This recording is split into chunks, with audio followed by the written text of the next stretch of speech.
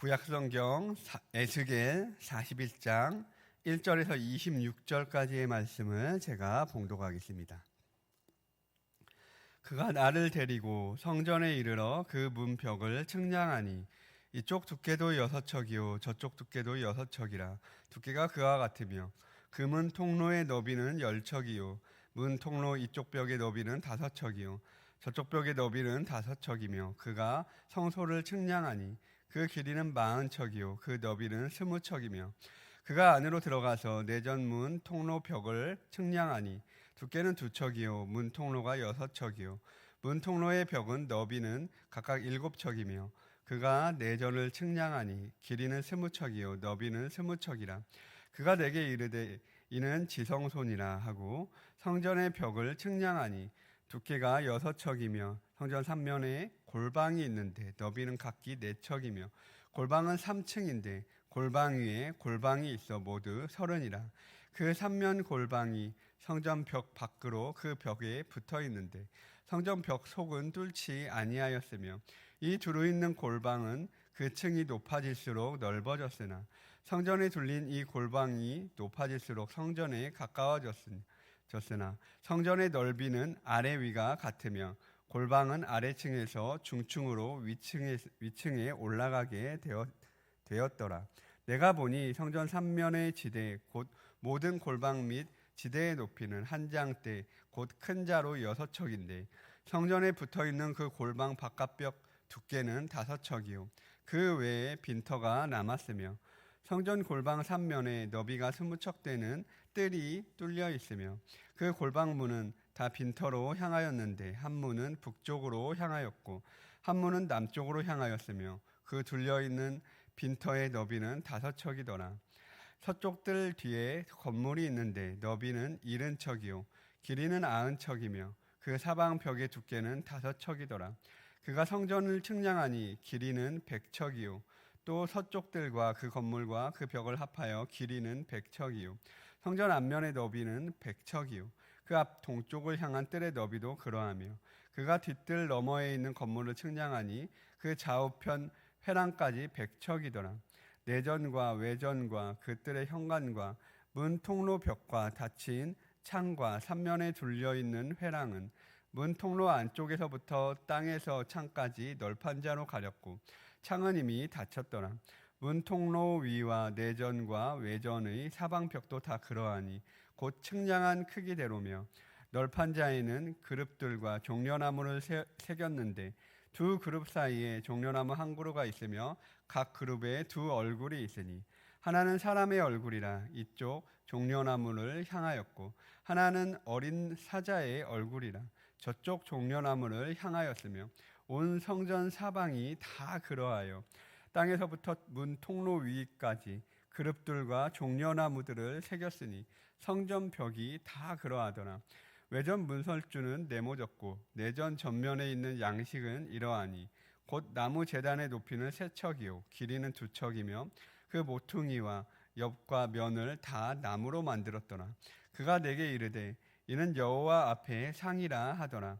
내전과 외전에 각기 문이 있는데 문마다 각기 2짝 곧 접는 2 문짝이 있어 이 문이 2짝이요 저 문에 2짝이며 이 성전문에 그룹과 종려나무를 새겼는데 벽에 있는 것과 같고 현관 앞에는 나무 디딤판이 있으며 현관 좌우편에는 닫힌 창도 있고 종려나무도 새겨져 있고 성전의 골방과 디딤판도 그러하더라.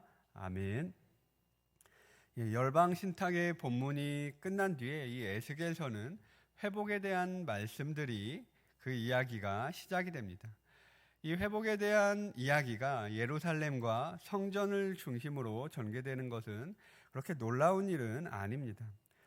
유다는 하나님의 징계로 예루살렘을 대적에게 빼앗겼고 그곳에 있던 솔로몬 성전도 완전히 파괴되었기 때문입니다. 당연히 이 회복은 예루살렘과 성전이 중심이 될 수밖에 없습니다. 그 중에서도 오늘 본문은 새 성전에 대해서 말씀하고 있습니다. 에스겔이 천사의 안내를 받아서 둘러본 이 성전은 각각 가로 세로가 100척씩 무려 1만 제곱척에 이르는 방대한 규모입니다. 조금 과장을 보태서 솔로몬 성전의 10배 가까이 되는 그런 규모입니다. 많은 방과 층으로 구성되어 있고, 다만 큰 규모에 비해서 성전에 대한 묘사가 그렇게 디테일하지는 않습니다. 치수에 대한 말씀만 나오지 이 안에 있는 어떤 성전 기구들에 대해서는 하나도 거의 이야기하지 않고 있습니다. 우리가 너무 지나치게 상징적인 의미를 부여하지 않기 위해서는 이 성전만의 눈에 띄는 상징들만을 우리가 좀 살펴볼 필요가 있습니다. 이 성전은 21절에 하나님 앞의 상을 제외하고는 다른 어떤 도구들도 함께 소개되고 있지가 않습니다.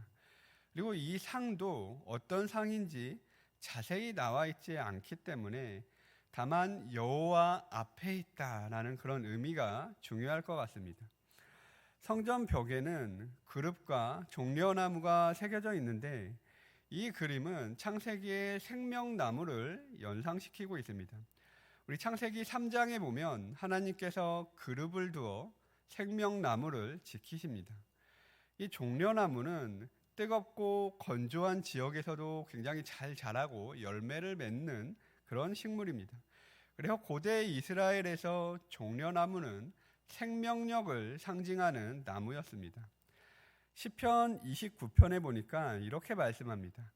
의인은 종려나무같이 번성하며 레바논의 백향목같이 성장하리로다. 이는 여호와의 집에 심겼으며 우리 하나님의 뜰 안에서 번성하리로다. 솔로몬 성전에서는 백향목이 굉장히 중요한 재료였죠. 백향목은 화려함이 돋보이는 성전이었습니다. 그런데 성전의 재료였죠. 그런데 에스겔 성전은 히브리어로 에츠라고 하는 나무를 뜻하는 일반적인 이런 언어를 사용하고 있습니다. 이 나무가 백향목인지는 우리가 알 수가 없는 것이죠. 따라서 이 에스겔 성전은 나무의 종류보다 나무에 무엇이 새겨져 있는지가 훨씬 더 중요합니다. 우리가 잘 알다시피 에덴 동산의 이 생명나무는 아담과 하와가 범죄한 이후에 접근이 금지되었습니다. 그런데 이 에스겔의 성전의 종려나무는 굉장히 넓은 범위에 이렇게 분포해 있는 것을 볼 수가 있죠. 내전, 외전, 통로, 성전벽, 회랑, 문에도 이 종려나무의 이 상징이 이렇게 가득 새겨져 있다는 것이죠. 거의 성전 전체가 이 생명력의 상징으로 가득 차 있다고 해도 과언이 아닙니다. 그러므로 이 에스겔의 성전은 하나님 앞에 있는 하나님께서 약속하신 풍성한 회복의 중요한 단면을 우리에게 보여주고 있는 것입니다. 1만 제곱척에 이르는 역사상 없었던 방대한 크기와 수없이 많은 생명력의 상징들로 이 성전이 가득 차 있는 것이죠. 여러분, 모세 성막이든 솔로몬 성전이든 에스겔 성전이든 모두가 다 마찬가지입니다. 제사가 드려지는 이 모든 장소들, 그리고 제사에 대한 그런 설명은 없지만 이 에스겔 성전이든 이 모든 성전의 장소는 하나님과의 친교를 상징합니다. 우리가 잘 알다시피 하나님과의 친교는 그 자체로 생명력을 의지하는 것입니다. 우리 창세기에 보면 하나님께서 사람을 창조하실 때 하나님이 땅의 흙으로 사람을 지으시고 생기를 그 코에 불어넣으시니 사람이 생령이 되니라 이렇게 말씀하고 있죠. 또 시편 150편에 보니까 이렇게 말씀합니다. 호흡이 있는 자마다 여호와를 찬양할지어다. 생기와 호흡은 히브리어로 똑같은 단어입니다. 인간의 생명력의 원천이 하나님이시라는 것이죠. 그러므로 코에 호흡이 있어서 생명이 있는 자마다 하나님께로부터 생기를 호흡을 받은 자마다 여호와를 찬양하는 것이 마땅하다라고 말씀하고 있는 것이죠. 죽음이라는 것은 하나님과의 친교가 단절되는 것입니다. 분리되는 것입니다. 생명의 원천이신 하나님과 다시 연합하는 것이 우리 기독교가 말하는 구원이라는 것이죠. 그런데 여러분, 문제가 있습니다. 하나님께서는 죄를 가까이 하실 수가 없기 때문에 죄인인 사람과 다시 연합할 수가 없는 것입니다. 그래서 마침내 우리에게 독생자 예수 그리스도를 보내시고 죄를 십자가에서 해결하시고 우리와 다시 연합하셔서 우리가 구원을 얻을 수 있는 그런 길을 이루어 주신 것이죠. 그 구원의 길을 만들어 주신 것입니다. 에스겔 성전 또한 이 의미에서 크게 벗어나지 않습니다. 다만 이러한 풍성한 생명력과 제사의 모습이 보이지 않는 것에서 우리가 이 성전이 예수 그리스도를 예표하고 있다라고, 상징하고 있다라고 말할 수 있습니다. 성막도, 솔로몬 성전도, 이 에스겔 성전도 모두 하나님과의 친교, 연합, 생명을 상징하는 장소입니다. 그러나 이 에스겔 성전의 생명력의 상징들은 이전 성막과 그리고 성전보다 더욱더 풍성해 보입니다. 만척되는 이 성전 내부 곳곳에 새겨진 종려나무들은 죽음이 없는 온전한 종말론적인 구원을 우리에게 보여주는 것 같습니다. 이스라엘과 유다가 온갖 죄로 인하여 심판을 받고 포로가 됐지만 하나님께서는 또한 한편으로 이렇게 놀라운 풍성한 회복을 예고하고 계시는 것이죠. 시편 36편에 보니까 이렇게 말씀합니다. 그들이 주의 집에 있는 살찐 것으로 풍족할 것이라. 주께서 주의 복락의 강물을 마시게 하리이다. 진실로 생명의 원천이 주께 있사오니 주의 빛 안에서 우리가 빛을 보리이다. 바로 하나님께서 우리를 위해서 이것을 예비하신 것입니다. 하나님께서 우리에게 예비하신 것, 복락의 강물, 이 생명의 원천을 사모하시기를 바랍니다. 이 놀라운 생명력도 여러분 찾지 않는 사람에게는 아무 소용도 없는 것입니다. 시편 42편을 보면 시인이 이렇게 고백하죠. 하나님이여 사슴이 시냇물을 찾기에 갈급함 같이 내 영혼이 주를 찾기에 갈급하니이다. 여러분, 사람의 3분의 2가 물로 되어 있다라고 우리가 말하지 않습니까? 그래서 살아있는 사람이라면 반드시 물을 찾게 되어 있습니다. 사슴이라는 동물도 마찬가지죠. 그런데 사람이 물로만 되어 있나요? 말씀드린 것처럼 하나님께서 불어넣으신 생명력이 바로 사람을 살아있는 생명으로 만듭니다. 때문에 우리의 영혼은 하나님만이 채우실 수가 있는 것이죠.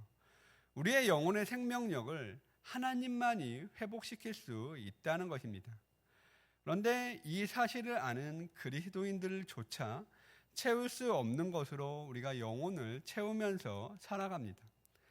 그러나 하나님께서 예비하신 이 풍성한 생명의 능력을 사모하는 사람들은 사슴이 시냇물을 찾듯이 갈급하게 하나님을 찾습니다.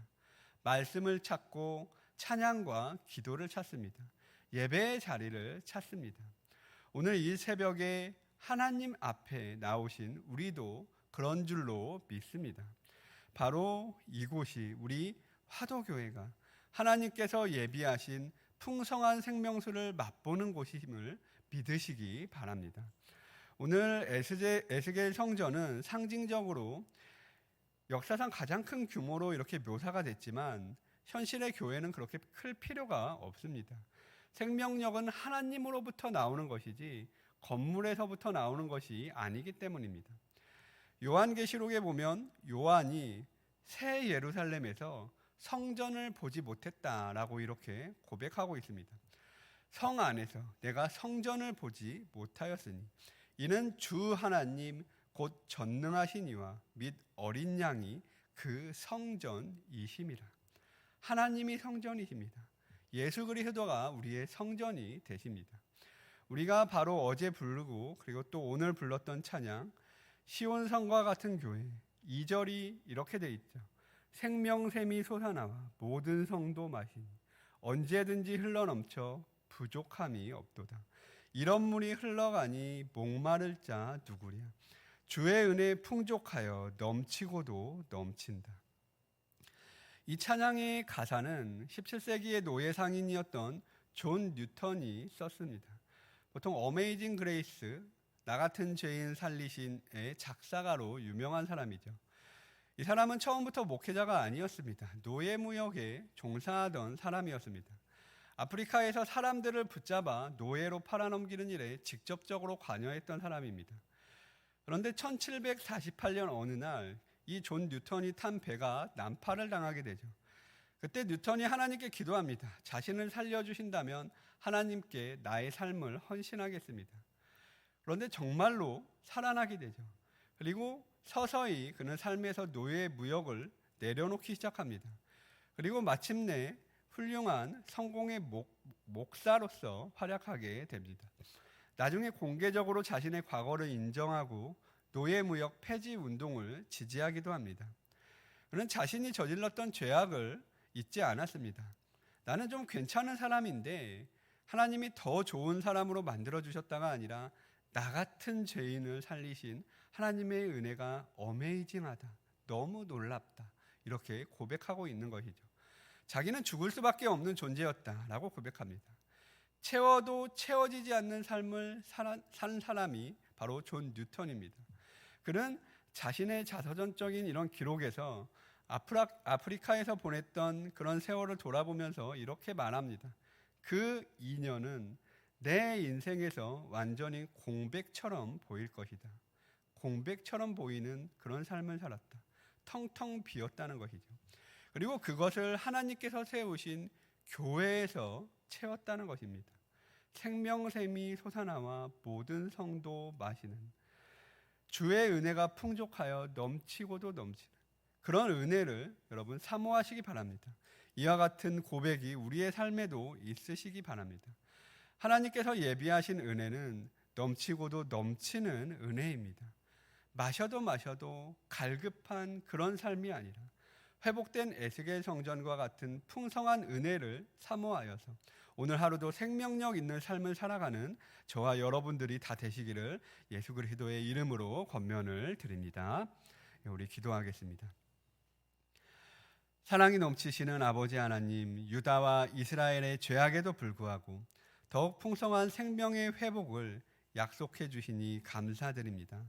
아버지 하나님, 마셔도 마셔도 목마르기만 한 세상의 것이 아니라 우리를 살릴 수 없는 그런 세상의 것이 아니라 예수 그리스도를 통한 생명의 복음을 사모하여 주의 전에 나온 주의 자녀들을 이 시간 기억하여 주시옵소서. 말씀과 찬양과 기도 가운데 모든 예배 가운데 하나님께서 예비하신 생수의 강이 넘치게 하여 주시고 그 생명력을 가지고 세상 가운데 나아가 승리하는 하루가 될 수 있도록 인도하여 주옵소서. 하늘을 위해 기도합니다. 저들의 상하고 찢긴 마음을 위로하여 주시고 질병과 노고와 아픔으로 신음하는 성도들에게 친히 찾아가셔서 저희를 치유하여 주시옵소서. 아픔 가운데에서도 부활의 소망이 있음을 잊지 않게 하시며 그 입술에서 말씀과 찬양과 기도가 떠나지 않도록 인도하여 주시옵소서. 우리의 간구를 주님께 올려드립니다. 가정을 위해, 직장과 일터와 사업체를 위해, 건강을 위해 여러 가지 간구를 이 시간 올려드리오니 하나님의 인도하심이 우리를 붙들어 주사 응답의 역사가 이 새벽에 있게 하여 주옵소서. 이 모든 말씀 우리 주 예수 그리스도의 이름으로 기도하옵나이다. 아멘.